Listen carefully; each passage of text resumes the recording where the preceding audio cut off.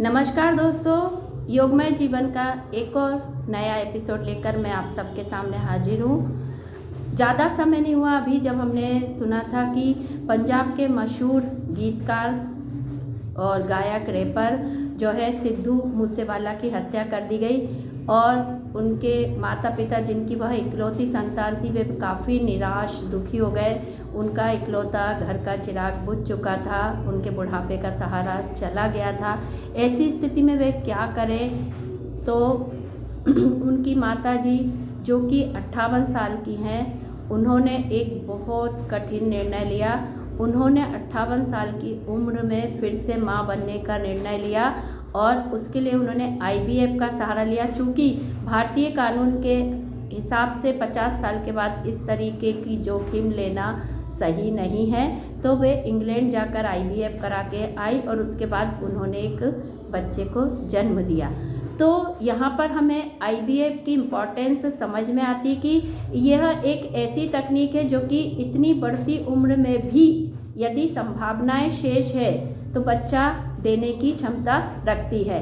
IVF मतलब in vitro fertilisation विज्ञान का एक चमत्कार है, जिसकी वजह से निसंतान दंपति जो किसी भी वजह से, चाहे वो कपल में किसी में भी कोई भी कमी है, दोष है, तो उसको दूर करके उन्हें संतान का सुख प्रदान करती है। और आज 25 जुलाई को इंटरनेशनल लेवल पर IVF डे मनाया जाता है, ताकि लोगों को समझ में आए कि विज्ञान की मदद से वे सभी लोग जो अभी तक किलकारी से जो है वंचित है, जो की गोद अभी तक सूनी है, वे सब जो है माता पिता बन सकते हैं। लेकिन ऐसा भी नहीं है कि IVF से हर किसी को ये सुख प्राप्त हो। कभी कभी जो है इसमें भी असफलता के चांसेस होते हैं, उसकी भी अलग अलग वजह डॉक्टरों के अनुसार होती है। कभी ओवम जो रहता है एग, वो उतना अच्छा नहीं होता, स्पर्म की क्वालिटी में प्रॉब्लम होती है, और कई बार रहता है यूटेरस ही उतना स्ट्रॉन्ग नहीं होता कि वो जो है गर्भ को कैरी कर सके। तो ऐसी अलग अलग परिस्थितियाँ होती है। फैलोपियन ट्यूब की प्रॉब्लम होती है, या महिलाओं में और भी कोई समस्या, या पुरुष में किसी तरीके की प्रॉब्लम हो सकती है। तो ऐसी स्थितियां भी हो सकती हैं कि IVF जो है फेल भी हो सकता है। लेकिन मोस्टली यदि एक अच्छे जो IVF विशेषज्ञ के पास जाते हैं तो उनको इससे लाभ ही मिलता है।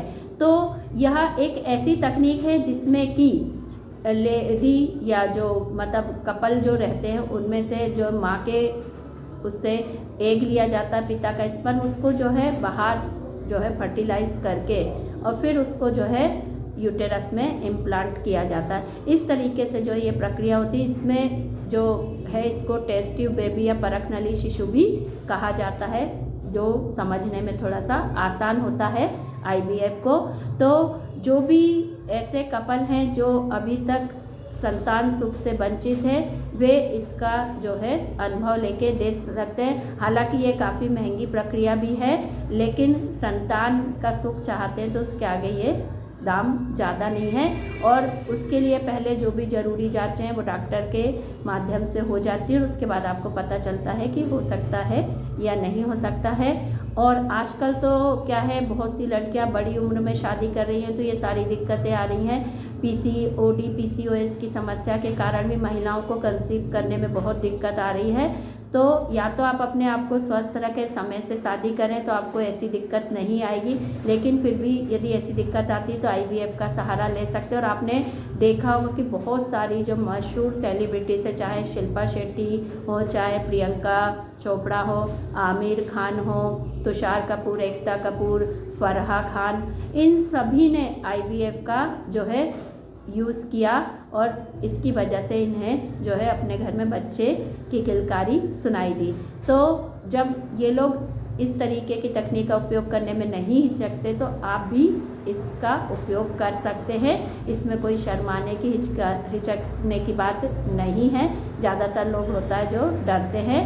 तो आप एक अच्छे डॉक्टर के पास जाते हैं तो निश्चित तौर पे आप जो है अपने घर में, अपने आंगन में बच्चे को खेलता हुआ देख सकते हैं। तो सभी को इंटरनेशनल IVF डे की शुभकामनाएं। उन सभी के लिए बहुत अच्छा जो है साधन है जिनके घर में बच्चे नहीं हैं। तो वे सभी यदि उनको बच्चा चाहिए तो इस तकनीक का उपयोग कर सकते हैं। तो इसको समझें सही तरीके से, और सही व्यक्ति, मेरा मतलब कि जो इसके विशेषज्ञ उनके पास ही जाकर कराएं। धन्यवाद।